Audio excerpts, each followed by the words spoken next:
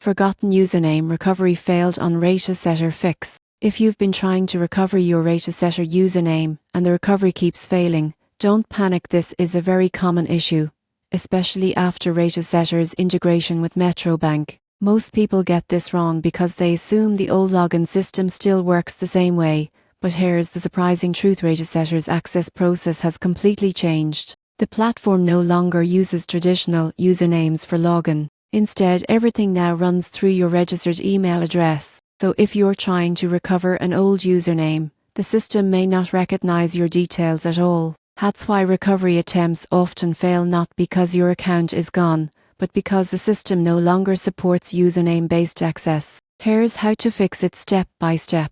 Step 1. Go to the current Ratesetter or Metrobank investment login page. Try logging in using your email address instead of a username. If you don't remember your password, click Forgot Password and follow the reset instructions sent to your email. Step 2.